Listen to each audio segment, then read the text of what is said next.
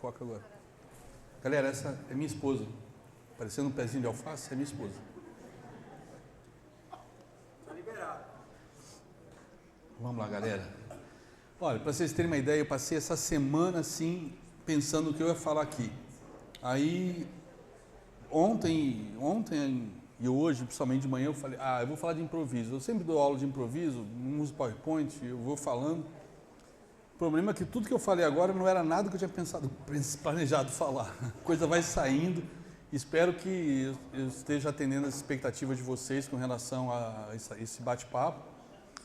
Bom, era para eu falar um pouco também do meu início de carreira, né? Mas do lado do empreendedorismo, eu acabei me desviando ao longo do caminho várias vezes. É o tal do TDAH. Meu cérebro parece internet, né? Eu clico num link, daqui a pouco clico em outro. Depois não tenho a mínima ideia de onde eu estava no início. É triste isso. Mas então, aí com essa questão familiar, né? Eu estudar em bons colégios, né? Minha avó bancava, eu vivia com gente de posses, né? Só que eu não tinha condições de ter nada do que os meus colegas de sala tinham, né? Então eles iam para a Disney, traziam Walkman, tinham Autorama, tinha um monte de coisas que eu sempre sonhei ter e não tive. Eu fui ter depois de velho, né? Inclusive eu comprei, tem uma época um pouco antes do meu primeiro filho nascer, eu tinha coleção de videogames. Simplesmente eu comprei todos os videogames que tinham sido lançados no mundo. Todas as marcas, europeus, canadenses, americanos, japoneses, tudo. É uma tentativa de, sei lá, recuperar o tempo perdido. Pergunta se eu jogava algum. Não, mas eu queria ter, porque eu não podia ter, naquela época era de infância, né? Era uma coisa meio que uma compulsão totalmente sem nexo, né? Mas nessa época, em busca de ter algumas coisas que os meus colegas de sala tinham, por exemplo, eu comecei, acho que, a empreender dentro da sala de aula. Eu vendia o lanche que a minha mãe preparava. Sempre tinha aquele mais esfomeado que não esperava a hora do recreio, né? Então eu vendia o sanduíche, etc. E com essa grana eu ia juntar para comprar alguma coisa que eu quisesse, né? Vendia até tênis, eu vendi para um cara uma vez na sala de aula, e, enfim, eu sempre fui empreendedor do tipo, bom, se eu não tenho e eu quero ter, eu vou ter que correr atrás, né? Então fui assim desde da adolescência. Eu cheguei até a ser capa do segundo caderno do jornal O Globo do Rio, porque eles fizeram uma pesquisa em cima de um jornal que existia nos anos 80, chamado Balcão, que era um jornal dessa grossura, um calhamaço, que saía todo dia, ou toda semana, eu não lembro agora, que eram classificados gratuitos.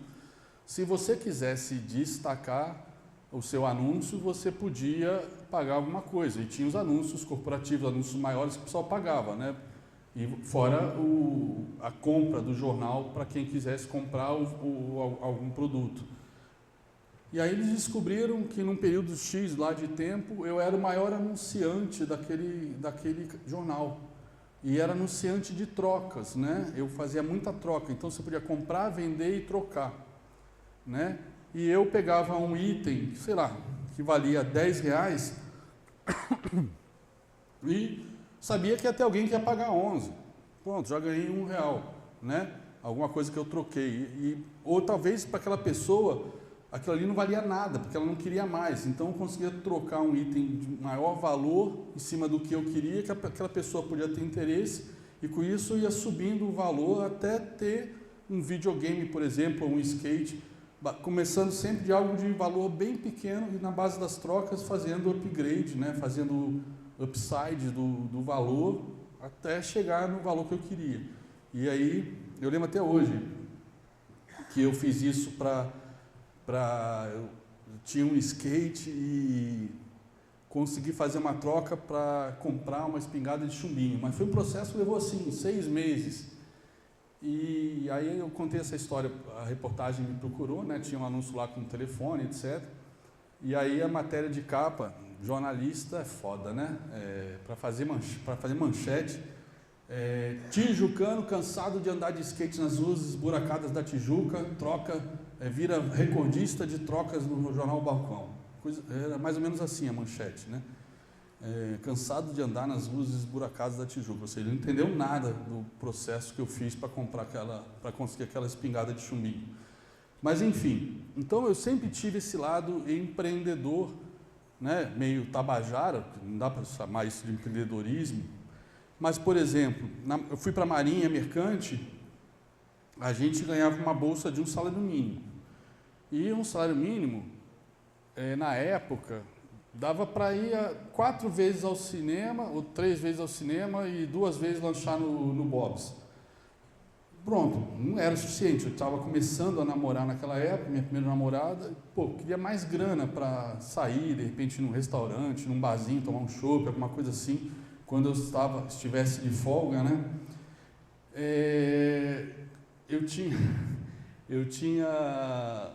Eu comprava, eu tinha muitas coisas de adolescente, normal, né? Que os homens aqui que disserem que nunca fizeram isso estão mentindo. Eu tinha um monte de revista de mulher pelada, né? E aí eu comecei a vender essas revistas na Marinha, né? Porque eu pensava, porra, a gente fica lá uma semana preso. Se pega serviço no final de semana, fica 2 semanas preso. Tem os alunos que vieram do Sul, do Nordeste, aí fica 6 meses preso, né? O pessoal não tinha muito hábito de chamar os alunos de outros estados, os cariocas, para ir para casa, para passar final de semana em família, né, fora da escola. Então, cara, uma escola masculina, só tem homem, trancado, no máximo de testosterona, né, porque é na faixa aí dos 17 aos 20 anos, testosterona saindo pelos ouvidos, né? Qual é o item mais valioso para esse público? Revista de mulher pelada, óbvio. E eu eu cheguei aí com uma mala cheia de revista de mulher pelada para vender lá na Marinha. E, desculpa o machismo, né? Estamos num mundo politicamente corretíssimo, às vezes você não pode nem falar sobre a vida real que seja logo rotulado. Mas os caras chegavam lá, fala Machado, o que você tem aí hoje? Eu falei, tenho loura, tenho morena, tenho japonesa, qual que você quer? Qual é o teu gosto? Tinha de tudo, né? Era assim que eu negociava as revistas, né? Até que um dia um veterano não tinha dinheiro, foi lá pegar uma revista e eu falei, sem dinheiro, sem revista. Era meu veterano. Aí ele denunciou para o comandante da companhia, apreenderam meu estoque e eu peguei 4 dias de cadeia. Faz parte, era o risco do negócio. Então, eu tinha esse hábito de ser empreendedor desde a mais tenra idade, porque justamente eu fui apresentado as coisas boas da vida na época que a minha avó pagava boas escolas para mim, até a 8ª série, e não tinha um gato para puxar pelo rabo, né? Então, falei, bom, roubar eu não vou roubar, então tem que fazer de algum jeito dinheiro. Bom, aí acabei saindo da Marinha e fui fazer computação na PUC, acho que já tinha perdido muito tempo, e eu sempre acreditei que tempo é o ativo mais valioso que a gente tem na vida, né? O dinheiro a gente perde e ganha, o tempo a gente perde e não recupera nunca mais. Então, eu quis fazer computação porque era uma profissão mais... anos 80, né? Imagina, estava nascendo a microinformática no mundo, né? Era a profissão de mais empregabilidade, talvez ainda seja, né, do mundo. E eu queria, né, então, ganhar dinheiro. Bom, primeiro período da faculdade, eu não tinha grana para pagar a PUC, né? Ainda mais o desgosto que eu dei de sair da Marinha para minha mãe, óbvio que ela não ia pagar.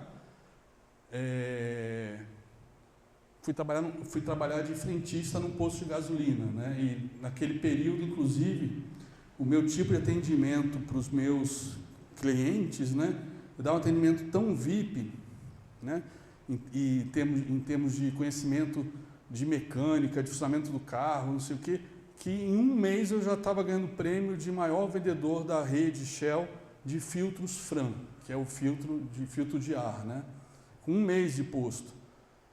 Então, quer dizer, mais uma vez, o conhecimento, né, mostrando para vocês que é poder, e na mão de uma pessoa isso vira dinheiro, né? Então, esse vídeo, inclusive, tem um vídeo meu no YouTube, o posto foi sublocado para uma cena de um filme da Xuxa, então aparece eu dançando com uns balãozinhos no posto Shell de Ipanema, no minuto 1 ou 2 do filme Super Xuxa contra o Baixo Astral. Se vocês assistirem, vocês vão... Procura um cara magricelo, dançando igual uma minhoca descontrolada, com cabeludo, com um balãozinho na mão, sou eu.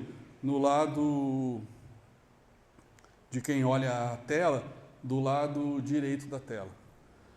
Então, eu sempre tive esse lado de empreendedor, de correr atrás, porque não tinha quem me desse. E, mais uma vez, estudar, o conhecimento sempre foi o meu passaporte para o futuro, para eu evoluir na vida, né? Na área de computação, eu vi, estudando, né, comprando revistas especializadas, etc., eu vi que estava para começar uma revolução no mercado de internet. Na verdade, não era nem internet na época, era no mercado de microinformática, né? Os computadores estavam se conectando em ambientes de rede, era uma coisa bem embrionária. E eu comecei diferentemente de todos os meus colegas da PUC, que queriam ir para a IBM, trabalhar com os grandes computadores, etc., em grandes empresas, eu vi que isso era uma coisa que ia dominar o mercado. E aí eu fui para essa área, né? E aí fui trabalhar numa empresa nesse segmento, e com 2 anos nessa empresa eu montei minha própria empresa, com 25 anos, que foi líder nos anos 90 no segmento de internet corporativa. Ou seja, se vocês pensarem nas maiores empresas do Brasil, vamos lá, Petrobras era minha cliente, Vale era minha cliente, Sul América era minha cliente, Banco Icatu era meu cliente, Banco Pactual era meu cliente, Souza Cruz era meu cliente, Petróleo Ipiranga era meu cliente, empresas de navegação eram minhas clientes, a empresa do Eike Batista, né, a EBX, era minha cliente. Eu ainda tive que ouvir eles zombar de mim, que se eu tivesse cobrado, ao invés de, acho que $1.000 por um serviço que eu fiz lá em 2 dias, tivesse pedido 10% da economia que eu ia proporcionar, fizesse contrato de risco, cobrasse 10% da economia que eu proporcionaria nas ligações internacionais dos computadores dele, do Rio de Janeiro para a África do Sul, para o Canadá, para a Europa, onde ele tinha minas, né? Eu teria ganho 100 vezes mais, né? Mas eu não tinha ideia. Eu sei que eu otimizei todas as ligações internacionais que eram feitas por modem na época, em termos e treinei os funcionários para o uso de um parâmetro em correio eletrônico, que é mensagem de baixa prioridade, média prioridade, prioridade urgente. E aí, com isso, eu fazia muito menos ligações do que antes. Antes era qualquer e-mail que chegasse, ligava para aquele lugar, para onde aquele e-mail ia, para transferir o e-mail. Pronto, só fazia isso agora com notícias urgentes.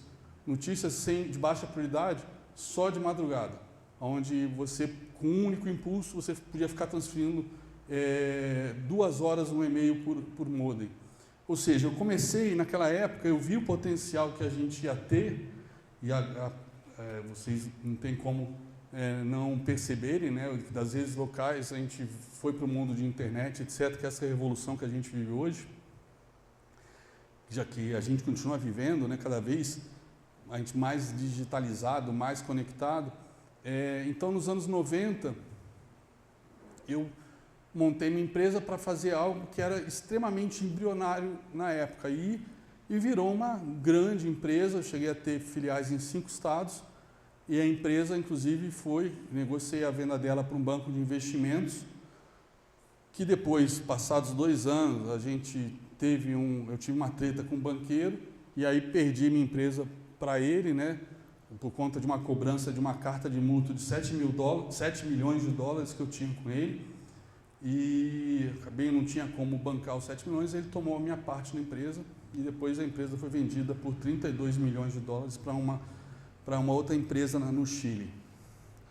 Mas graças a esse tropeço, que eu achei que era o fim da minha vida, né? Porque aquela empresa, eu tinha dedicado 8 anos a ela, 8 anos, e todos os sonhos que eu tinha de sucesso, de todo o orgulho que eu tinha de ter construído aquilo, né? E ter saído de frentista a empresário, que ganhava prêmios todos os anos da IBM, etc., simplesmente ruiu tudo em coisa de uma semana e acabei vindo parar em São Paulo, trabalhando na Microsoft. Na Microsoft, junto com a equipe de consultoria da Microsoft, é aquela história, né? Até o meu ex-chefe, meu ex-VP na Cisco Systems falou uma vez: sabe por que você tem tanto sucesso aqui na empresa, diferentemente de todos os seus pares? Porque enquanto todos eles querem trabalhar com pessoas menos inteligentes, menos capazes para poder mandar, você é o único que só escolhe as pessoas mais inteligentes, mais capazes para trabalhar contigo. Aí eu falei, pô, mas isso é óbvio. Primeiro, porque se eu pensar se eu chamar para trabalhar comigo pessoas que sabem menos do que eu vou ter que ensinar, né? E eu quero fazer dinheiro, não quero ensinar, né? Não estou aqui para ensinar.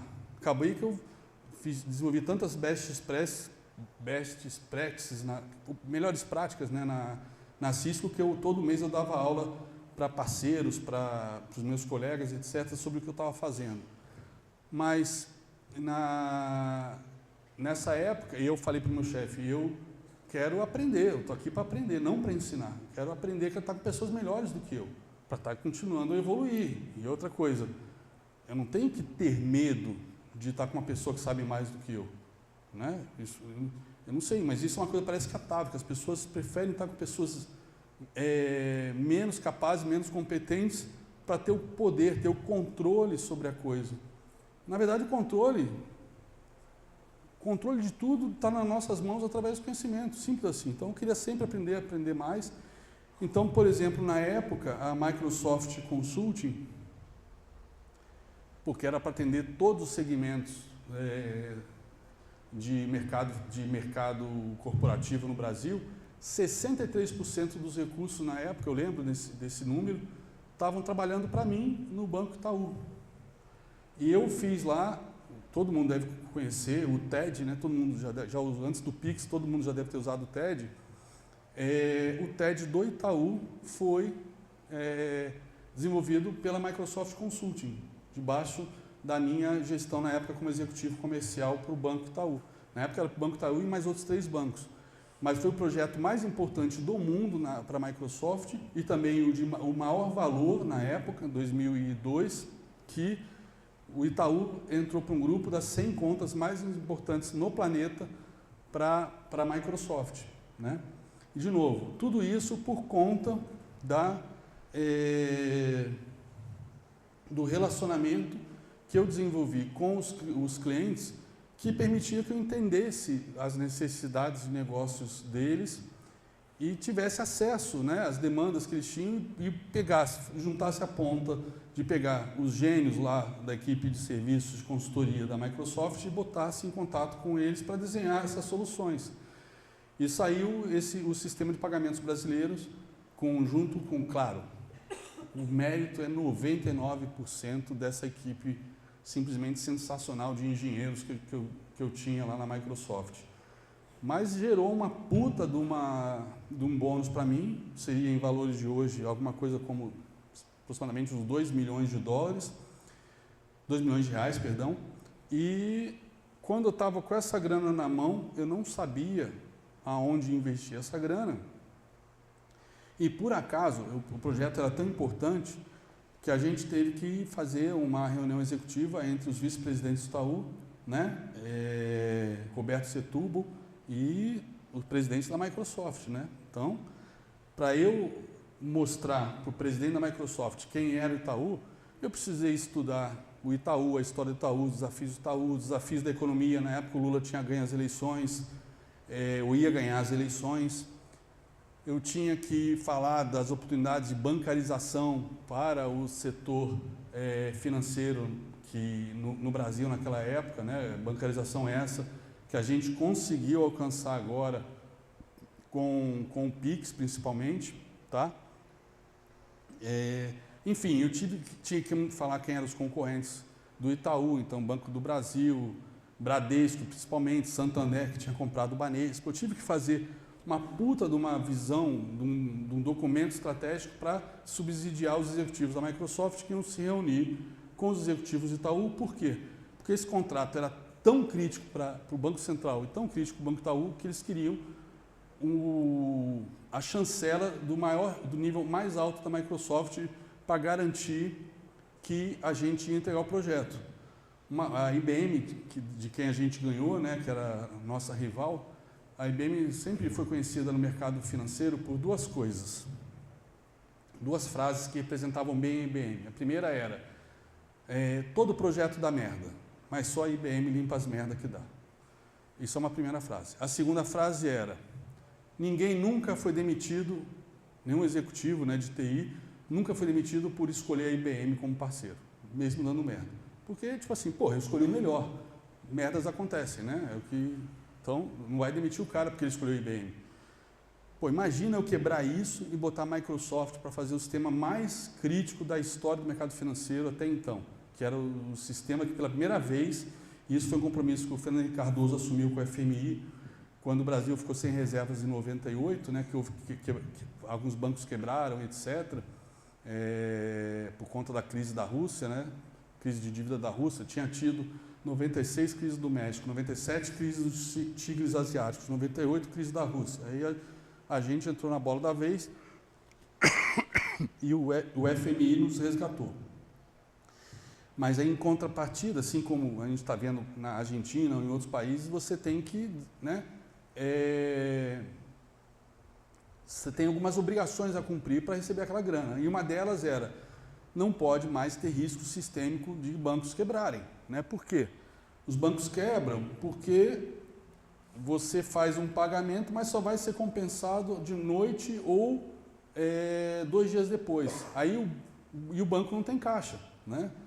E aí o banco gera uma corrida bancária, inadimplência, enfim. E o sistema de pagamentos brasileiros, na época com TED acima de R$5.000, acima de R$5.000 era compensação sempre automática, ou seja, não tinha como o banco compensar cheques sem ter fundos, tá? Fundos dele mesmo, porque eu não estou falando de fundos do cliente. O banco recebe o dinheiro do depositante, do seu correntista, e ele usa isso para emprestar aqui, empresta ali, cobra juros. Mas se ele fizer maus investimentos, maus empréstimos, se alavancar, ele perde esse dinheiro e não tem dinheiro para honrar um saque, né, de um depositante daquela conta, daquele banco. Então, para isso não acontecer mais, o Fernando Henrique se comprometeu com compensação em tempo real. Imagina a Microsoft, que na época só fazia o Windows e Office, conseguindo fazer isso para o Itaú. Foi uma revolução. Né?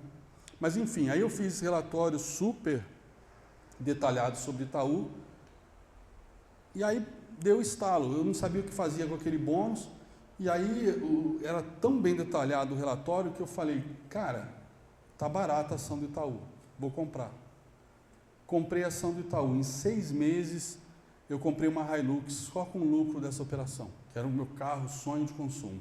Na época a gente só tinha um carro, que era inclusive da minha esposa, porque o meu tinha sido apreendido um ano e pouco antes pelo banco, porque era um compromisso do banqueiro, né? Quando eu saí do Rio, que aquele carro estava em leasing na empresa, ele continuaria pagando, ele deixou de pagar, eu não estava sabendo, aí tomaram o carro e ficamos eu e minha esposa com o carro dela, um Peugeot, e de repente estava eu com uma Hilux.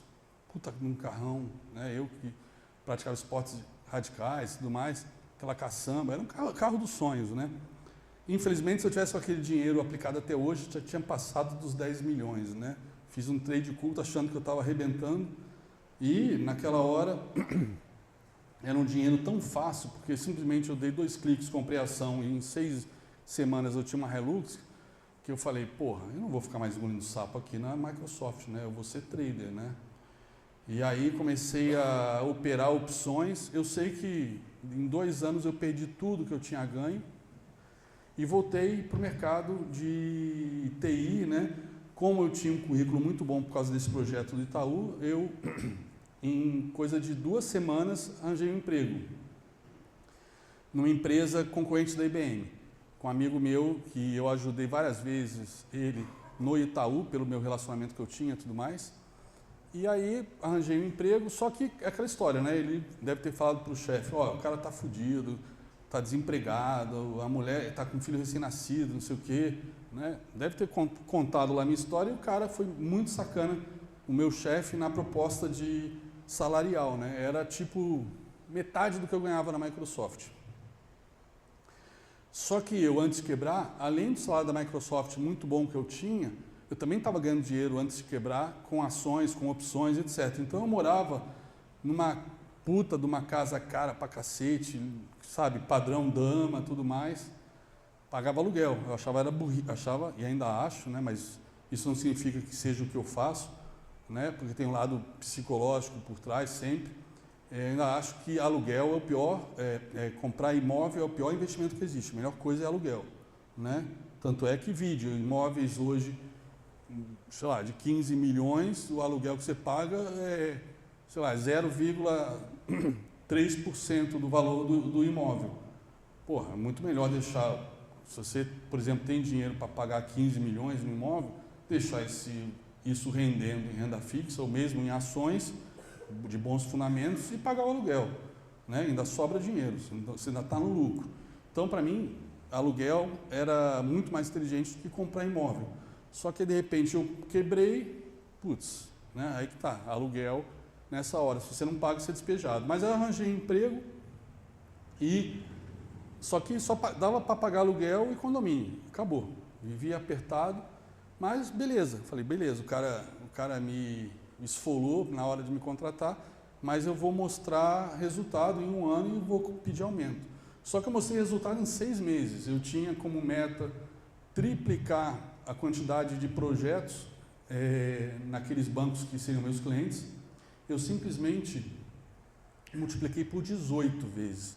Até a Accenture quis me contratar para começar uma carreira, né, objetivando que eu chegasse a ser sócio da Accenture.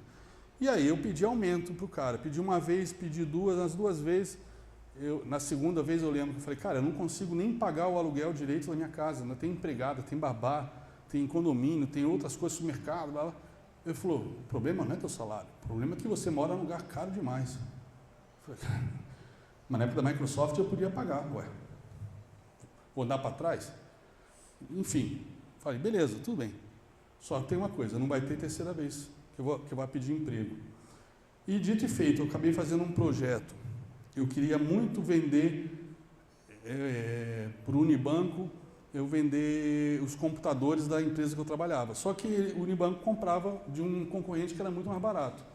E aí eu pensei, como que eu vou botar valor nesse desktop para ganhar essa licitação? E aí, procurando, tentando ter ideias, eu vi uma licitação para compra de telefones e dava a opção de telefones TCP/IP, que é o protocolo de internet, o telefone que não usa aquele cabinho que dá choque que a gente usou durante tantos anos, a gente ainda usa na casa da gente, né? Mas na empresa seriam telefones conectados na rede local da empresa. Era uma opção, o projeto era para telefonia tradicional. Eu sei que eu peguei o meu computador, botei um software de uma outra empresa instalado nele, que era digital, e ganhei a licitação. Aí essa empresa falou, peraí, a gente está tentando vender isso no hemisfério sul, no Brasil, na América do Sul, há anos e nunca conseguimos. Quem foi que vendeu isso? Ah, foi um cara da HP. Falei, mas HP vendendo nossos produtos? Eles não vendem nossos produtos? Pois é, esse cara vendeu. Aí o cara, quero conhecer esse cara. Pronto, fui almoçar com ele e me fez uma proposta para ganhar simplesmente aproximadamente 3 vezes mais do que eu ganhava. Ou seja, mais do que eu ganhava da Microsoft. Estava ganhando metade do que eu ganhava, ia ganhar 3 vezes mais. Com a diferença que essa empresa tinha uma alavancagem absurda na bonificação conforme você venda bastante. Ou seja, você podia triplicar o teu salário. Então eu saí para um salário X, tripliquei, e com bônus eu tripliquei isso. Ou seja, na verdade eu saí de X para 9X. Estava felicíssimo da vida. Primeiro dia nessa nova empresa, na Cisco, a minha esposa me liga e fala: Amoreco, tá preparado? Para quê? Eu falei: não, uma notícia. Manda, tô grávida. Eu falei: caraca, que legal, puta. Dias de novidades hoje, empresa nova, ser grávida, né, da nossa filha, que coisa linda. Show de bola, agora estou ganhando bem. Bom, aí ela nasceu, e nasceu com uma puta de uma alergia, não é a lactose, é uma alergia à proteína do leite. E a gente, acho que só descobriu isso depois de passar em vários médicos, porque a gente foi na médica mais foda, né, em pediatria em São Paulo, muito foda. Por quê? Porque o plano de saúde que eu tinha nessa empresa era muito superior ao que eu tinha na anterior. Dava livre escolha, etc., e reembolsava médicos que não eram de plano de saúde nenhum, que era o caso dela. Descobrimos essa médica, você tem ideia, se você liga às 2 da manhã, ela atende. Aqui, sem desmerecer ninguém aqui em São Carlos, mas já várias vezes mandei mensagem de noite ou final de semana para médicos aqui, só vão responder na segunda quando respondem. Ela não, ela respondia às 2 da manhã e falava: não, tá com sangue no cocô, não sei o quê, tira a foto e manda para mim. Às 2 da manhã a mulher acordava para ver a foto do cocô da minha filha, né? Realmente valia cada centavo que ela cobrava. Enfim, o tratamento era um leite que na época custava o que seria hoje uns R$600 a latinha. Imagina, eu estava ganhando antes na outra empresa, líquido, pagando imposto de renda, R$6.000. Só uma latinha custava 600 prata, era 1/10 do meu salário líquido naquela latinha. E conforme ela ia crescendo, né, eram mais e mais latinhas. Chegou ao ponto de ser uma latinha por dia. Porra, multiplica por 30. 600 por 30, né? R$18.000 só em leite em pó. Olha só. Ok, eu ganhava 9 vezes mais e podia pagar esse leite para minha filha. E o mais legal de tudo, eu fico arrepiado sempre que eu conto essa história, é que a Cisco estimula muito, né, até porque ela paga muito bem, ela estimula muito que os profissionais, né, atuem em filantropia, façam doações, atuem em orfanatos, asilos, etc. E não era diferente aqui no Brasil, né? Então, um dia, por acaso, né, normalmente eu ficava pouco tempo no escritório, a maior parte do tempo eu ficava nos clientes, buscando oportunidades de negócio, fazendo relacionamento com os executivos. Aí, por acaso, eu estava lá um dia à tarde, eu acho que era uma sexta tarde, normalmente não marcava nada, até para ir para casa mais cedo. E aí apareceu uma senhora lá, de um orfanato, com a foto de várias crianças, para perguntar se a gente não queria adotar essas crianças. Adotar no sentido de financiar, patrocinar essas crianças. Então, dar uniforme, pasta de dente, shampoo, né? Visitar de vez em quando, brinquedos no dia das crianças, no aniversário dela, no Natal, dar um ovo de Páscoa, ou seja, crianças em orfanato que não tinham pais, terem alguém patrocinando, né? Ajudando, sendo uma espécie de pai, né? Complementando todo o apoio que aquele orfanato já dava. E aí eu escolhi um monte de foto que ela botou na mesa, ela perguntou: você quer participar? Eu falei: ah, claro. Aí ela botou um monte de foto na mesa, aí uma menininha lá me chamou a atenção e escolhi aquela foto. Eu quero adotar essa aqui. Aí ela falou: essa aqui tem um problema. Eu falei: qual o problema? Para patrocinar ela vai sair bem caro. Eu falei: por quê? Porque ela tem uma alergia que a latinha de leite custa R$600 no valor de hoje. Falei: puta merda, Deus está me testando, não é possível. É óbvio que Ele está vendo se eu sou honrado o suficiente para merecer as bênçãos que Ele vem me dando. É óbvio, não pode ser outra coisa. Aí eu falei: putz, é ela mesmo que eu quero, né? E aí, assim como essa alergia vai até os 6 anos de idade, depois a criança fica completamente curada. Eu lembro até hoje, minha filha com primeiro milkshake de morango que ela tomou, lembro até hoje, foi no Clube Med, lá na Bahia. E a alegria dela tomando um milkshake, né, de leite, sem ser aquele leite em pó específico que a gente comprava. E a mesma coisa eu fiz com a menina.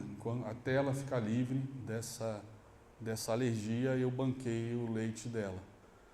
Para mim, acho que foi a primeira vez na vida que eu senti que realmente Deus existia e que tudo que eu vinha vivendo tinha algum propósito e que eu seria testado e teria que honrar as bênçãos que eu ganhava, né? E eu tenho tentado fazer isso, mas nunca desenvolvi uma vida espiritual, né? Era mais na base da filantropia pura e simples. Como eu falei, a minha conversão se deu há 1 ano e 3 meses atrás, através do Padre Jonas, justamente num momento muito difícil que eu passava em termos emocionais. Nessa época eu estava bebendo demais, cheguei perto, né? Acho que eu fiquei bem no limite do alcoolismo, que é uma coisa que é até hereditária, podia ser por conta do meu pai, porque eu, justamente como eu comentei no início, eu estava operando tão pesado, né? Na época eu comentava que eu operava daquele tamanho porque eu precisava, apesar de eu ter mostrado para todo mundo, e principalmente para mim, que eu não tinha que provar nada mais para ninguém, né? Eu lembro de quando eu era frentista, que a mãe da minha namorada queria que ela namorasse um médico igual a irmã, né? Que era médico, fazia medicina e namorava um médico. Eu lembro um dia o cara chegando lá de Gol GTI para buscar a irmã dela para sair no final de semana, e eu lá, não tinha para onde ir, a gente ficava vendo videocassete, né? Pegava 2 fitas, 3 fitas no locador e ficava vendo vídeo, né? Às vezes os pais dela saíam, compravam um lanche no McDonald's para todo mundo, né? Para os filhos menores, para eles, para ela. Eu estava lá, eles não compravam para mim. Mas aí ela, constrangida, falava, não, eu divido contigo, né? Mas acho que foi assim crucial, até na minha formação, na maneira como eu comecei a encarar a vida, foi que a gente vendo um filme sobre a Disney, eu comentei assim, né? Como quem conversa entre namorados, né? Eu falei, pô, já pensou um dia a gente indo na Disney?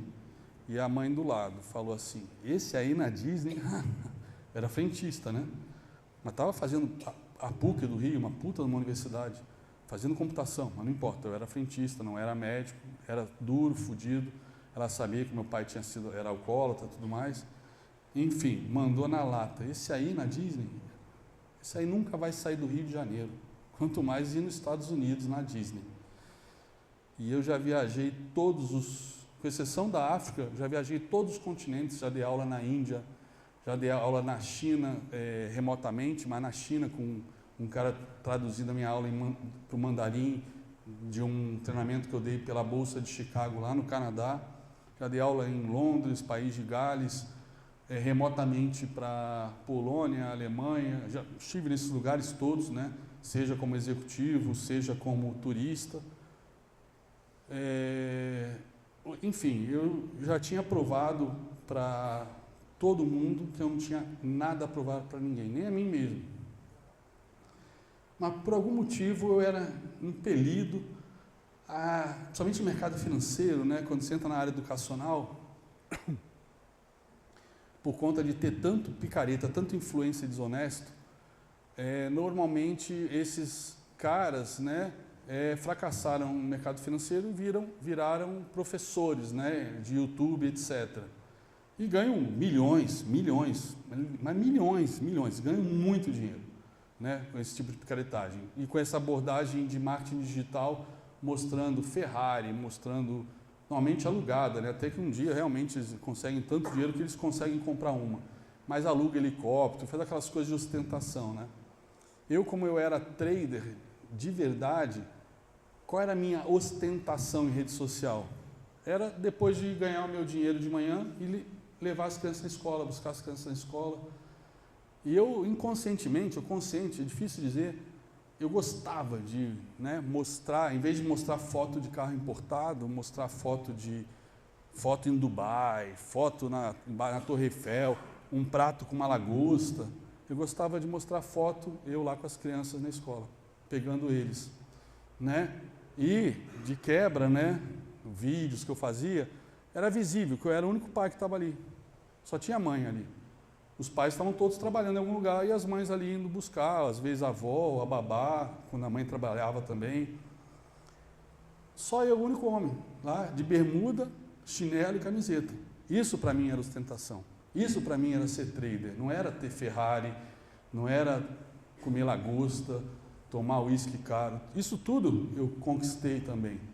Mas eu não mostrava isso para ninguém. Porque eu era de verdade. Para mim, o que me dava valor, onde eu via valor, era a liberdade de acompanhar meus filhos. Eu ia, né, 3 filhos, começa as tretas entre eles, etc.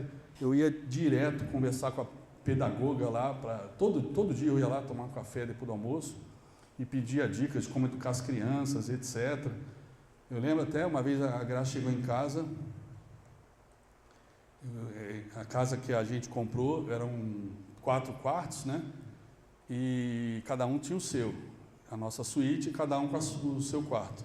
Aí um dia ela chegou do consultório em casa, as 3 camas deles no mesmo quarto. Todo mundo estava, cada um tinha o seu quarto, ela chegou, as 3 camas no mesmo quarto. Os brinquedos todo em outro quarto e a televisão no terceiro. E aí foi a pedagoga que deu essa sugestão. E aí quando eles chegaram da escola, né? O que é isso, pai? Eu falei, agora vocês ou vão se matar aqui nesse quarto, ou vocês vão aprender a conviver sem brigar. E ficou 6 meses, os 3 dormindo no mesmo quarto, com as 3 camas. Ficou uma zona, minha esposa toda certinha, gosta tudo arrumado. Ficou uma zona, mas foi uma dica que a pedagoga me deu.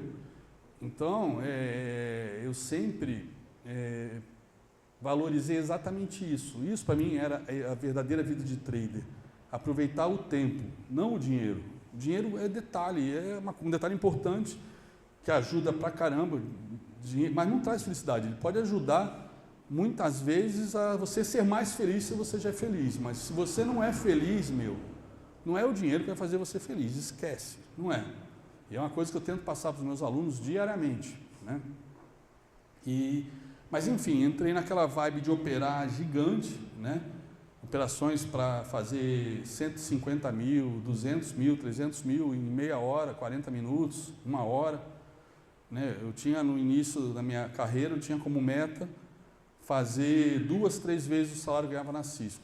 Daqui a pouco eu estava minhas metas eram ganhar por dia o que eu ganhava na Cisco, né? Não era fazer 2, 3 vezes, era por dia. Daqui a pouco minha meta já não era mais fazer mais de 10 mil reais por dia, era fazer mais de 100 mil reais por dia. Só que isso emocionalmente ia me consumindo, né? E aí comecei e eu sempre acordei cedo para acompanhar os mercados, então acordava às 4 da manhã e ia até 8, 9, 10 da noite, todo dia.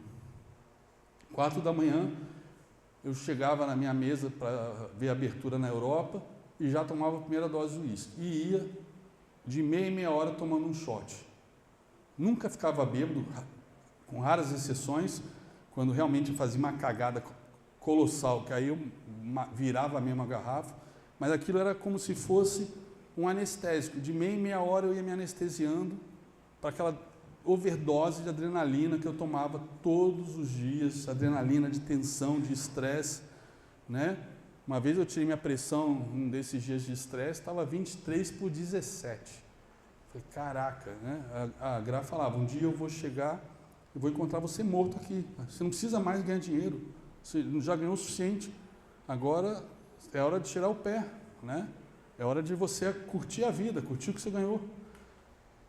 Mas eu, né, naquela, não, preciso provar, porque as pessoas falam que professor é trader fracassado. Então eu preciso ganhar por dia o que o meu projeto dá de receita por mês. Era meta assim, não tem nada a ver, é um projeto super pioneiro, super bacana, super bonito, que já mudou a vida de milhares de pessoas. E outra coisa, eu era professor da B3, dava aula no mundo inteiro, não era um picareta, eu tinha 20 anos de mercado, tinha saído em revista Exame, dava entrevista para Reuters, Broadcast, Estadão, UOL Economia, Valor Econômico, Valor Investe. Eu não tinha que provar nada para ninguém, eu não era um picareta, mas aquela sensação que eu carregava desde a infância de ser rejeitado o tempo todo por conta de grana, é uma coisa que me perseguiu até ano passado. Eu falava muitas vezes que,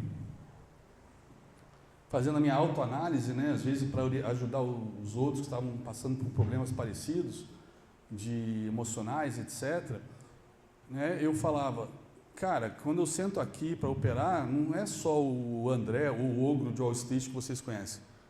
É o Andrezinho de 12 anos, é o André de 15, é o Dedé Beretta de 18, né? Todos os Andrés, todas as minhas vidas, todos os meus fantasmas que estão no porão, no sótão, descem para operar todo dia às 9 da manhã do meu lado. Isso é um desastre, né? E por isso que eu continuava operando cada vez mais pesado, né? Eu continuava sendo assombrado pelas falas do tipo, você não vai ser nada na vida, você nunca vai sair do Brasil, enfim. Até que aconteceu esse processo de conversão, a minha esposa fez a novena de São José, né? Eu não sabia o que ela estava fazendo, mas ela todo dia acordava às 4 da manhã para fazer a novena de São José.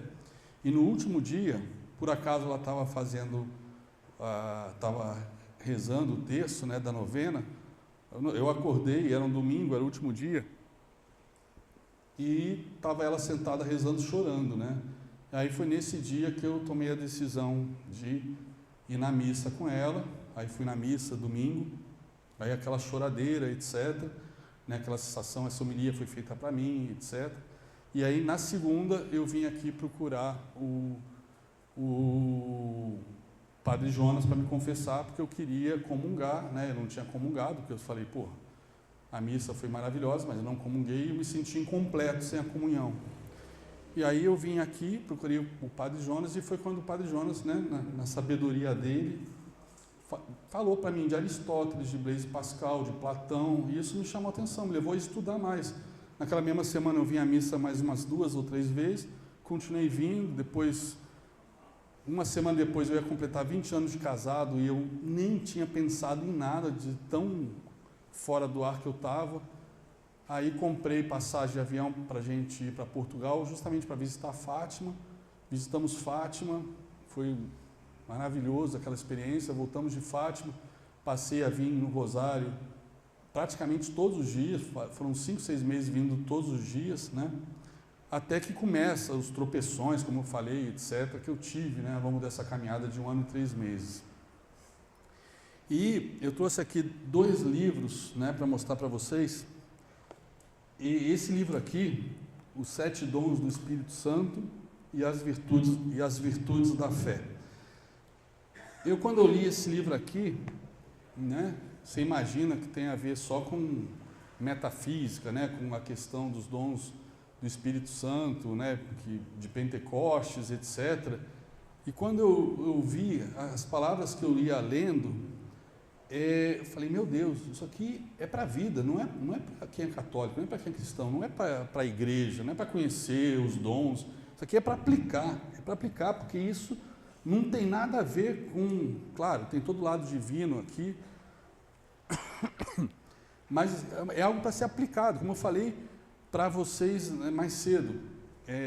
Isso aqui vale mais que qualquer cursinho de coach de 5 mil reais vocês possam fazer. Porque o que fala aqui, apesar de muitas vezes parecer obviedade, são coisas que a gente não pratica, não faz, né? Então primeiro entender qual a diferença de dom para virtude, né?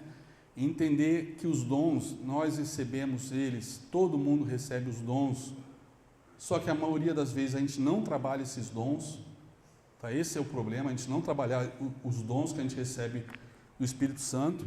Eu aqui marquei uns trechos, eu até peguei um dia esse livro e eu li para a minha audiência, e como a galera, eu falo muito de finanças comportamentais, eu acho que eu fui pioneiro em trazer essa disciplina para o Brasil em 2006, 4 anos depois que um psicólogo ganhou o Nobel de Economia, foi a primeira e única vez que um psicólogo ganhou o Nobel de Economia, justamente tratando de finanças comportamentais, né? E é ele que batiza até o nome da minha empresa, né? Projetos 10%, porque durante 30 anos de estudo ele conseguiu documentar, provar, etc., que 10% ganham para 90% perder. E que isso só vem piorando de lá para cá, por conta da facilidade agora, por conta dos influencers picaretas, por conta da facilidade de você operar em celular, etc., coisa que não é nem um pouco profissional, né? Então, eu sempre bati muito nessa tecla, porque foi sempre aonde eu tropecei, sempre aonde eu caí, aonde eu perdi dinheiro, foi por conta da questão emocional. A parte técnica, a parte teórica é fácil de ensinar. Qualquer idiota ensina e qualquer idiota aprende. Agora, transformar isso em dinheiro, aí que é o X da questão, né? A profissão trader, para vocês terem uma ideia, é a segunda profissão mais difícil do mundo. A primeira, pasmem, é controlador de tráfego aéreo de avião de aeroporto grande como Guarulhos, JFK em Nova York, Heathrow em Londres. Esses têm a profissão mais estressante de todas, porque são dezenas de aviões pousando e descendo ao mesmo tempo que o cara tem que gerenciar para não acontecer um desastre lá e morrer centenas de pessoas, né? A segunda mais difícil, mais estressante é essa minha profissão, trader, né? Então, eu sabia o quanto a parte emocional era o X da questão e é o que eu mais desenvolvo, falo com meus alunos há muitos anos. Então, eu peguei alguns trechos aqui, quer ver? Deixa eu pegar...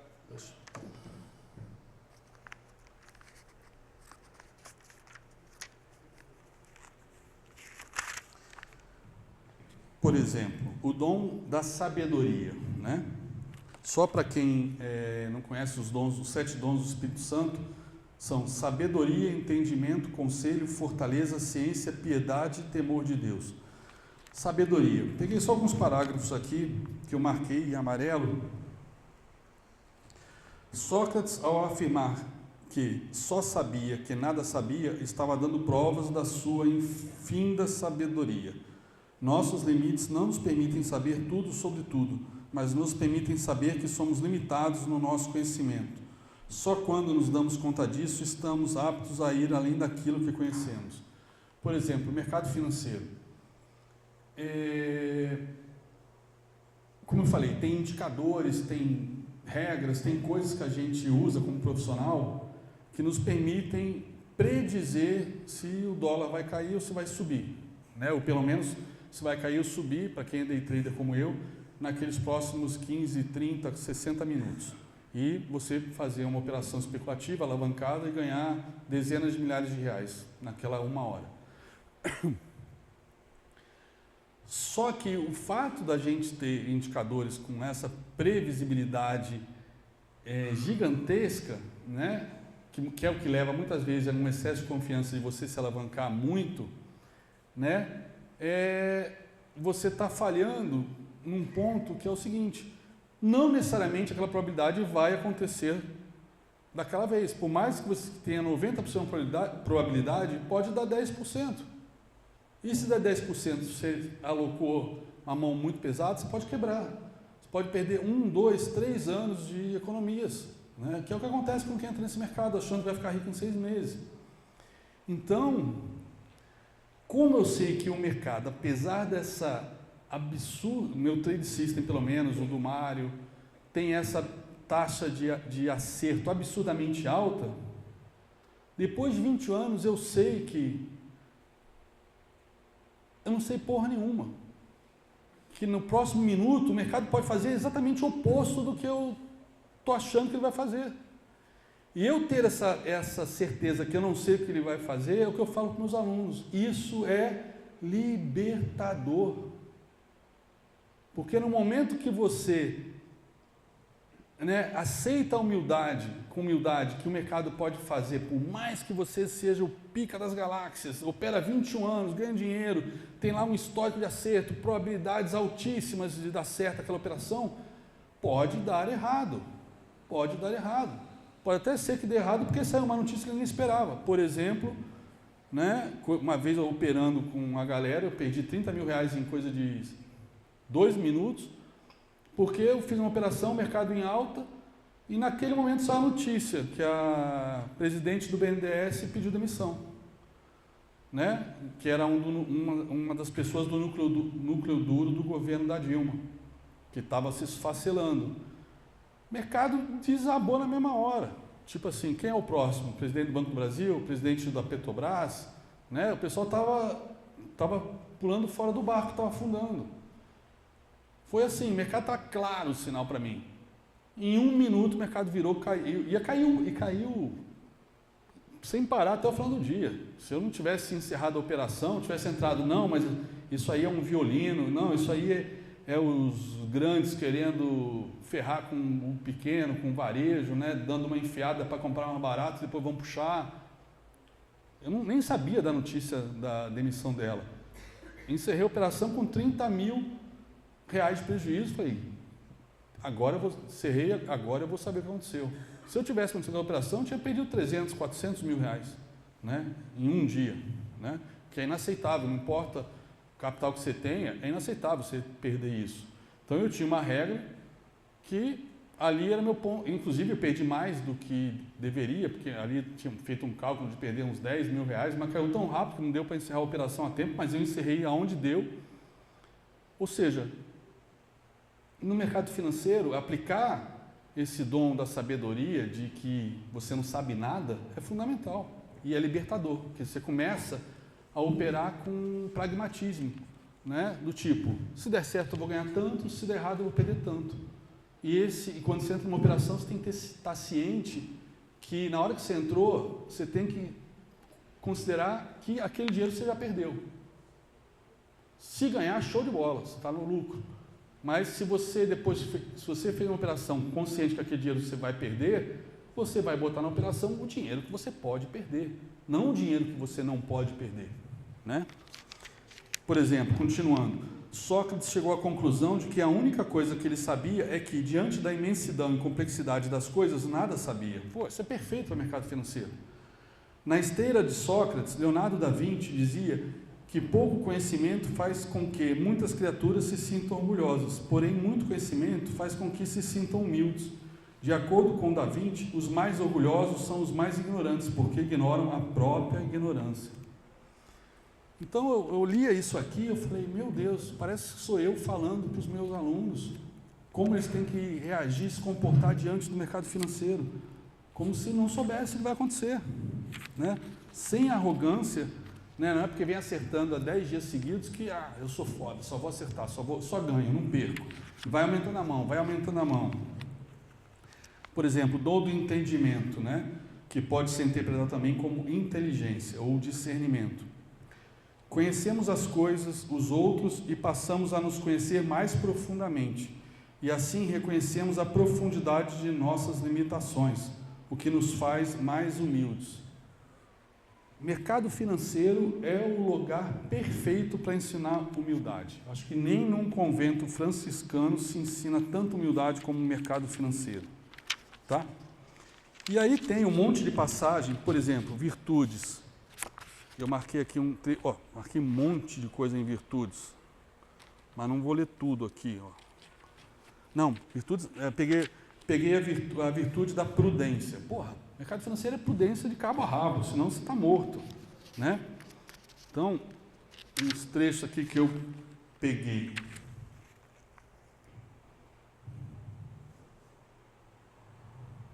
Aqui fala, inclusive, da parábola que Jesus conta do homem que construiu... Parábola não, é do Sermão da Montanha, né?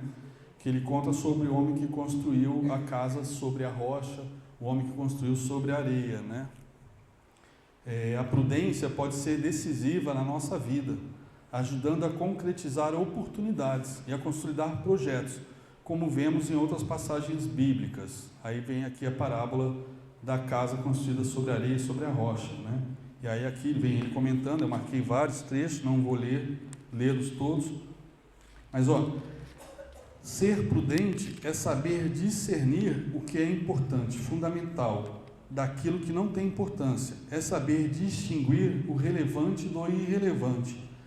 Quantas decisões erradas tomamos na vida por não termos tais discernimentos, por faltar a virtude da prudência. Mais uma vez se comprova que a sabedoria é de fato uma grande aliada da prudência, ou seja, a sabedoria é um dom, a prudência é uma das 7 virtudes. O homem prudente da parábola agiu com sabedoria, enquanto o imprudente agiu com ignorância e a sua ruína foi completa. E segue um monte de texto aqui que eu marquei e que eu li para os meus alunos, né, numa aula. Olha que interessante. É importante não confundir prudência com insegurança, timidez ou medo. Prudência é lucidez, é aquela virtude que indica a regra e a medida certa das coisas. Eu lembro que dando aula ao vivo no YouTube, né, essa juventude, geração Z, sei lá se já virou alfabeto, agora é geração A de novo, o pessoal lá operando com a mesada que o pai dá, né? Eu dando aula, os caras falam, porra, esse cara tem muito medo, meu, é trader mesmo? Puta que pariu, do jeito que ele tem medo, do jeito que ele fala, é melhor ele ir para a poupança. Nossa, do jeito que ele fala, não devia estar na bolsa. Aí eu falava, Deus, dá-me paciência, 20 anos eu tenho que ouvir isso, cara. Puta, eu só cheguei até aqui, tudo bem, caí muitas vezes, perdi milhões. Eu tive uma perda que mexeu muito comigo, que foram de 6 milhões em 3 dias, foi muito, muito difícil. Virar a página depois disso, demorei bastante tempo, mas foi minha arrogância de achar que eu podia bater o Bradesco. Nem o Itaú, quando está brigando a tesouraria do Itaú com o Bradesco, a tesouraria do Itaú sai fora, porque o Bradesco banca as apostas, vai até o limite, né? Antigamente, hoje nem tanto, mas na época o tesoureiro do Bradesco era famoso no mercado financeiro, né, por fazer isso. Imagina eu, Zé Ruela, total, brigando com o Bradesco, porque algumas vezes eu briguei e ganhei.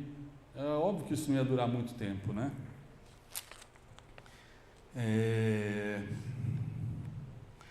Enfim, quem age com prudência dificilmente erra, ou erra menos. Ser prudente é calcular bem antes de agir. Fabrício, qual a frase aí sua do Valério sobre matemática? Quem não faz conta, paga para quem faz. Exatamente. O Fabrício, o Padre Jonas, me encarregou de ajudar a trazer outras pessoas para essa pastoral do empreendedorismo, e o Fabrício foi o primeiro nome que eu passei para o Padre Jonas.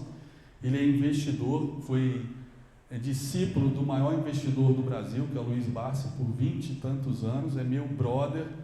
A segunda alça do meu caixão do lado direito é dele, já está registrado em documento, em cartório. A gente só precisa nessa vida de ter 6 amigos, né, para carregar a gente na nossa última viagem. 2 alças são dos meus 2 filhos homens, óbvio, então eu tenho 4, preciso de 4 alças. Eu não vou dar uma para o Padre Jonas porque ele vai estar encomendando o corpo. Então, uma é do Fabrício, outra é do Mário, eu tenho 2 ainda disponíveis. Ele além de investidor, ele é masoquista, né? Ele tem uma empresa, né, que revende peças para caminhões, né, para transporte pesado. E com essa taxa de juros lá em cima, né, a dificuldade que os caminhoneiros têm, a frota velha que o Brasil tem, é um sacerdócio ter uma empresa de venda de peças, né, numa cidade do interior, aqui perto, Itápolis. Tem quantos habitantes lá? 30 mil? 46.384. Hoje 383. E, além disso, ele também se meteu a produzir manga, tá? Desenvolveu técnicas. O cara fez engenharia, não fez agronomia, ele fez engenharia, mas desenvolve uma técnica para produzir manga numa hora que nenhuma mangueira está dando fruto, aí consegue vender por 3, 4 vezes o preço, mas nos últimos 3 anos teve problemas de geada, de praga, etc., tomou prejuízo 3 anos seguidos, né? Ou seja, investidor, professor, produtor rural, né? A gente chama ele carinhosamente de rei da manga, do Sudeste pelo menos, e tem uma empresa de peças. Ele vai estar aqui com vocês, se o Padre Jonas aprovar, mas acho que sim, ele conhece o Fabrício, E ele tem uma vida também espiritual muito forte, ele sempre frequentou a igreja, foi coroinha, etc. Agora a filha dele é coroinha, então com certeza ele vai poder fazer a ponte, né, entre esses dois mundos, né.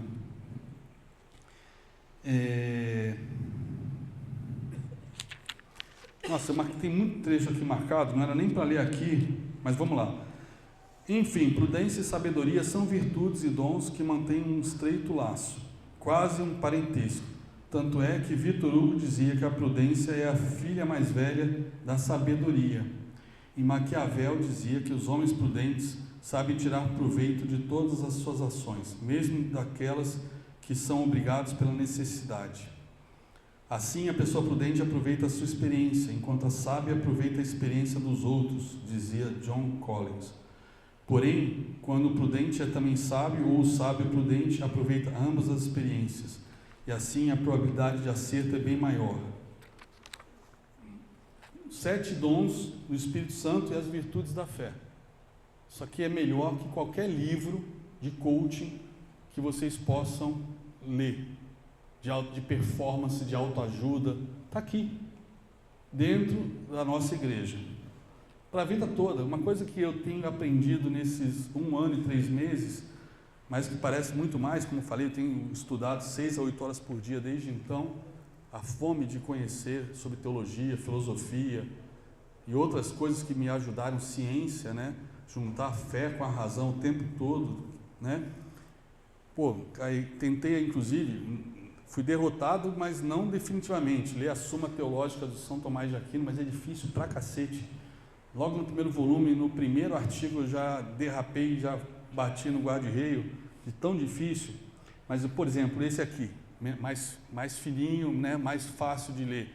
É um documento que foi traduzido do latim, né? 11 lições sobre a virtude. Comentário ao 2º livro da Ética de Aristóteles, feita por nada mais nada menos que Santo Tomás de Aquino.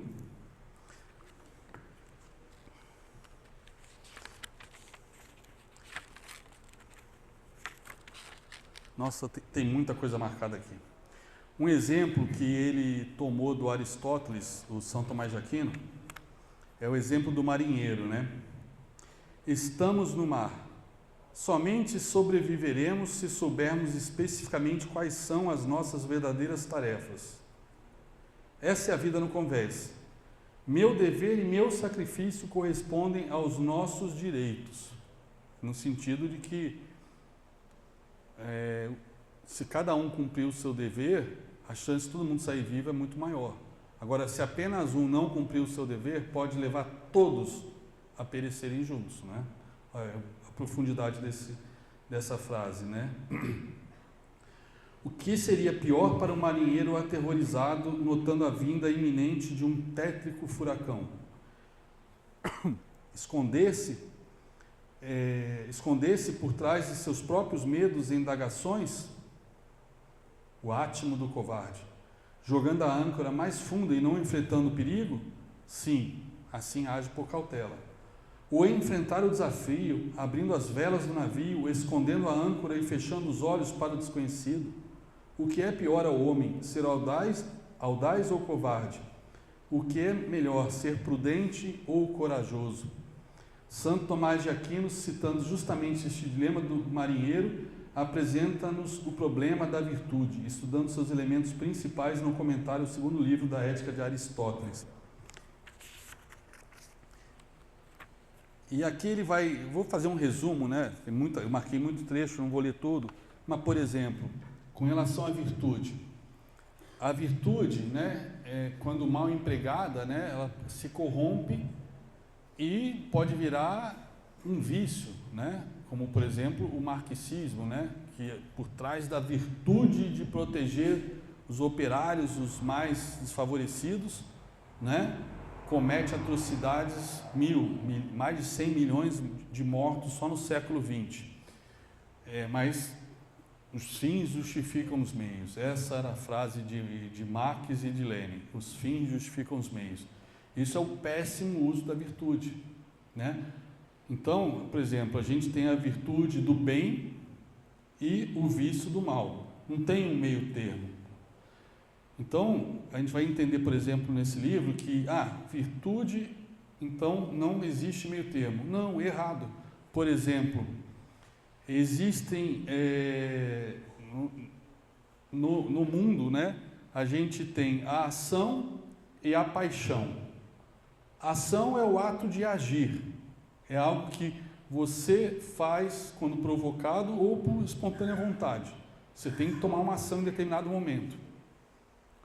A paixão não, a paixão é sentimento, né? É algo mais metafísico.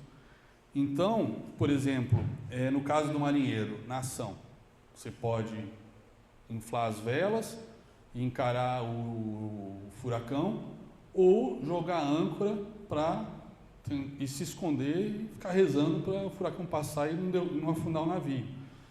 Mas pode existir um meio termo entre isso, entre essas duas ações, né?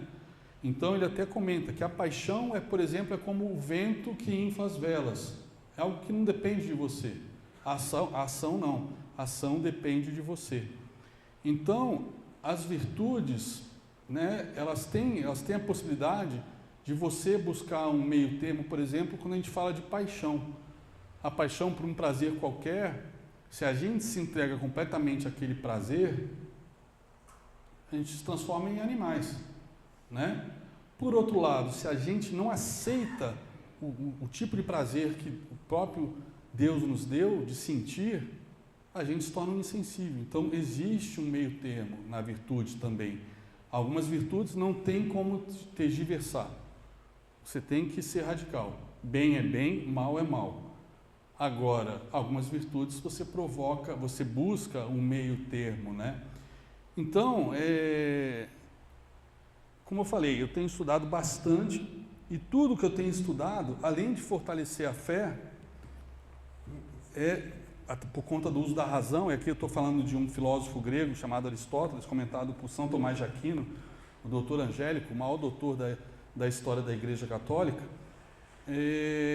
São coisas que a gente leva para a vida toda. Não é uma coisa apenas religiosa, uma coisa de igreja, uma coisa ligada a Deus, não, é para a vida.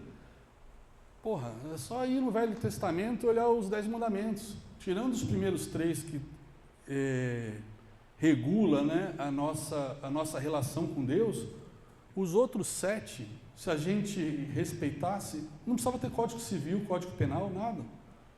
Nada. É um código de conduta, de moral perfeito, completo. Não precisa entrar no detalhe, né? Então, missa daqui a 8 minutos, galera. Eu vou encerrar por aqui. Vou sortear o Demétrios, que é meu aluno há alguns anos, trouxe alguns livros, ele trabalha na Canção Nova para eu sortear. Agora eu não sei como sortear. Eu vou fazer eu não sei como é que eu sorteio isso. Sorteio depois pelo WhatsApp, que aí vocês passaram os dados, eu vou deixar. Então, mas como é que eu vou sortear aqui na lista? Tinha que ter uma bolinha de bingo para sortear.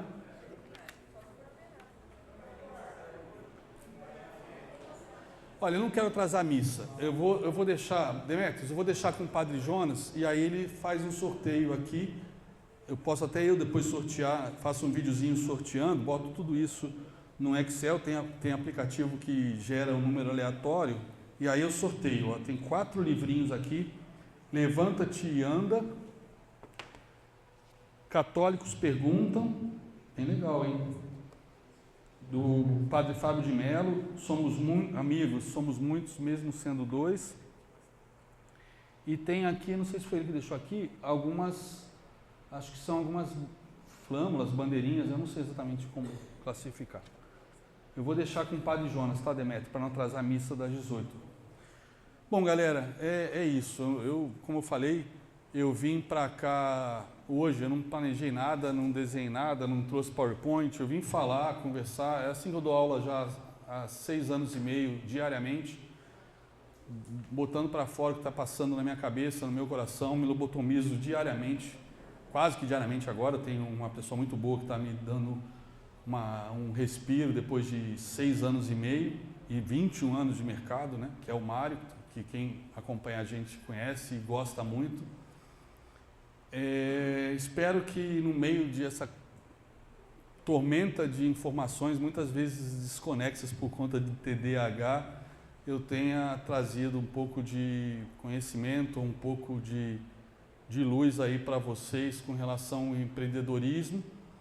E também, sei lá, eu com 1 ano e meio de conversão não posso ser exemplo de fé para ninguém, mas de repente os tropeços que eu tenho dado e a maneira como eu tenho levantado, reagido, né, com relação ao estudo, com relação a juntar fé e razão sempre, entender que a fé é mente, é mental, ou seja, depende de conhecimento, depende de estudo, depende do uso da razão, né? Como, por exemplo, descobrir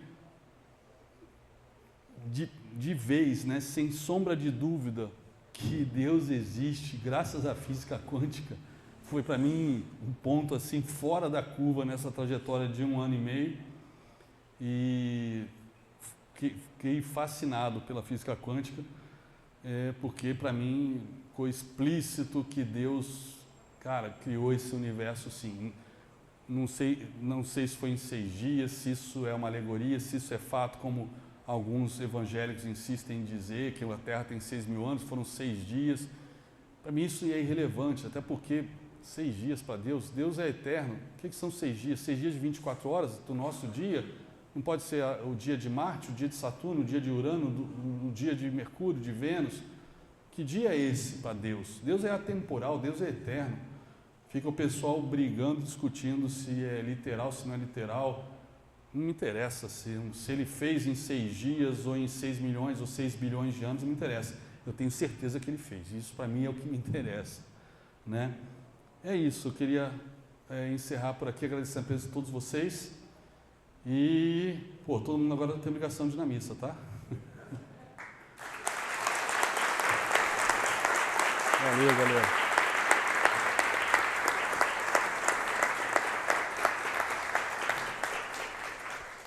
Palmas para o Padre Jonas, não é para mim, não.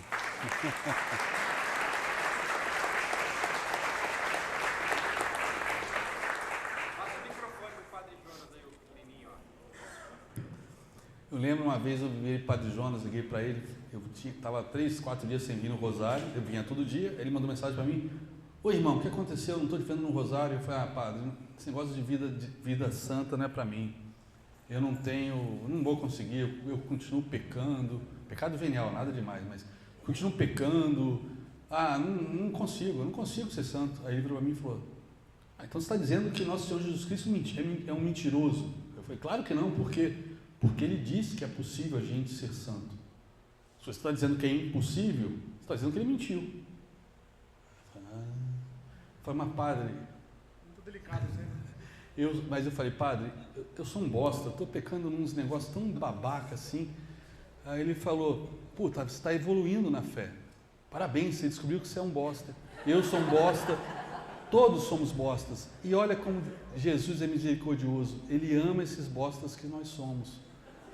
Aí eu falei: esse cara é foda, meu, esse cara é foda.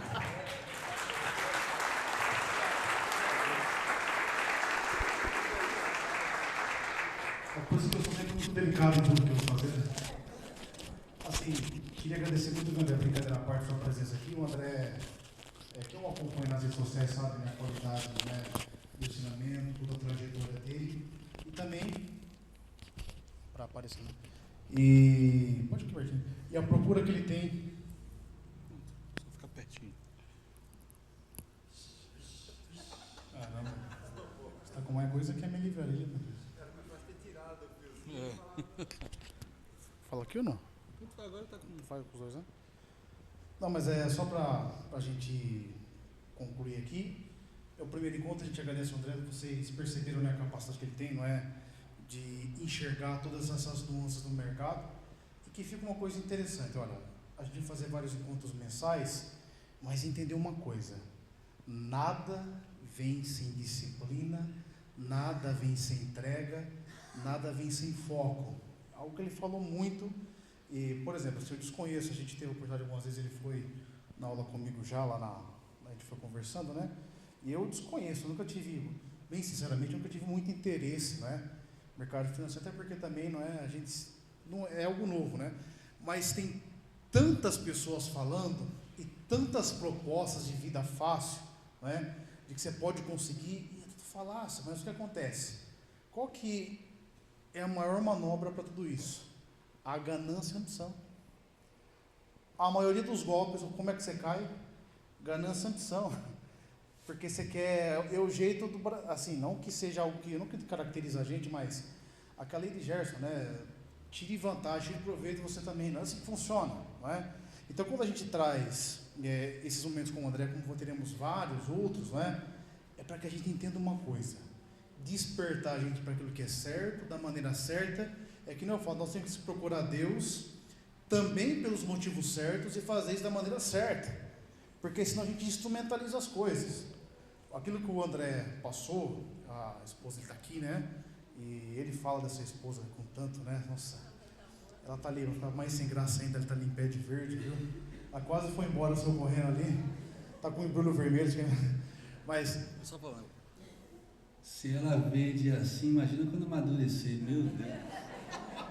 Você vê também que ele é ter piada, não é muito bom, né? Não, mas a gente fala se despertar para que a gente se empenhe mesmo. E também entenda que dá para mudar situações, aquilo que a gente está vivendo, né? A Grava falava, eu falei por causa que o André ele contou aqui vagamente, mas ele quebrou 3 vezes, né? E deu a volta por cima, né? Não é simplesmente para motivar, falar, não, você pode viver de qualquer maneira, de qualquer jeito. A gente vai aprendendo, né? Com as situações. E tem uma frase, não sei com isso eu já vou encerrando já. Eu não vou lembrar agora qual que é o padre da igreja disse, né? Que diz, com os padres da igreja a gente fala, os primeiros padres, né? Diz que nós temos que subir nos ombros dos grandes da tradição para enxergar mais longe, como anões, né? Nos ombros de gigantes, para que você enxergue mais longe. Você tem a possibilidade de aprender, o André, o Fabrício aqui hoje, que trilharam esse caminho já. E você consegue evitar os erros que eles trilharam, né? Para aprender, para chegar onde chegou. Então, que a gente possa, com essa pastoral, entender que tem uma multiplicidade de situações, a gente pode empreender de diversas maneiras, e você pode viver virtuosamente, viver santamente do seu trabalho, não é? Eu falo muito isso nas homilias, normalmente, a maior parte do tempo, na época produtiva, né? Não sei quem já contribuiu tudo, já está vivendo, né? Já está descansando, né? Tudo aquilo que fez, mas a gente nunca para, não é? A maior parte do tempo você passa onde? Trabalhando, né? A parte mais... Se você não santificar esse ambiente, você vai santificar qual? Não é? Se não for trabalhando, se não for aquilo que você faz, se não conseguir viver, onde é que você vai viver? Não é? O ambiente familiar, então, essas estruturas, elas precisam ser... A gente vai levar Jesus para isso. E não levar Jesus, gente, a gente imagina que a pregação ela tem que ser toda hora, você pegar um microfone, você subir onde você trabalha e falar, eu queria pedir um momento da sua atenção. Não vai acontecer, gente. A pregação mais difícil, mais necessária, é com a vida. É quando tem uma oportunidade de erro, de aproveitamento, e você não faz. É quando tem um oportunismo e você não aceita. É quando você consegue ser reto sempre. Porque o foco da vida se torna honrar a Deus em cada coisa, em cada situação. Isso é possível e é necessário. Como eu falei para o André, que ele falou assim, se Jesus não ia chamar a gente para uma vocação, que ele não fosse dar as garantias e a possibilidade de acontecer isso, né? Mas, e assim o padre já vai encerrando mesmo, qual que é o comodismo que tem me parado? Qual que é a desculpa que eu tenho insistido? Qual que tem sido quem eu tenho responsabilizado pelos meus insucessos? Será que eu estou responsabilizando, como o André poderia ter feito, meu pai, a minha mãe, porque eu não tive as mesmas condições que as outras pessoas? A gente sabe que a maneira como você é criado te dá pisos e tetos, né? A gente sabe disso, isso é fato. Mas o que eu tenho feito eu com a minha história? Né? O que eu tenho como caminhado a partir da constatação disso? Esse que é o ponto, né? Então, que a gente possa se sentir inspirado, caminhar. E eu queria dizer para vocês que no dia 5 de agosto, não é? O Tadeu já será padre. Provavelmente ele... O quê? Meu anjo, deixa eu terminar, eu sei. 5 de agosto é o dia do encontro. O Tadeu vai ser padre, ele já vai ser padre, não é? O Tadeu já vai ser padre dia 5 de agosto, talvez ele não vai estar no encontro, né, com a gente, mas o Rodrigo Ferreira, quem que conhece, levanta a mão. Rodrigo, não é? Pode baixar. O Rodrigo Ferreira vai pregar com isso. Você vai estar junto, viu? Guarda esse dia aí, viu, Fabrício? Você vem. É uma outra abordagem, não é? Aí sim, mais religiosa, mas também alguém que tem um trabalho com empresa também, que também tem esse tipo de encontro. Vai ser no dia 5 de agosto, das 15 às 18 horas. Eu queria pedir licença, alguém pode passar, só para confirmar esses dados, de fato, eu queria pedir a licença, a gente vai fazer uma comunicação, prometo que não vai ser uma comunicação possível com bom dia, boa tarde, boa noite, com frases motivacionais, pensamentos, reflexões, não vai ter isso. É só para a gente conseguir se organizar da melhor maneira, para que a gente consiga estar nos outros encontros, tá? Eu teria até umas novidades para dizer para vocês, mas ainda estão para se confirmar. Mas acho que já posso falar, porque ele ouvi da pessoa mesmo. Quando eu comecei a iniciar a falar do seu encontro com o André Vini aqui, uma pessoa me procurou uma segunda-feira, após a missa das 7h15, falou: padre, eu trabalho com uma pessoa, e ele falou que ele conversei com ele, ele vem falar um dia aqui na igreja, né?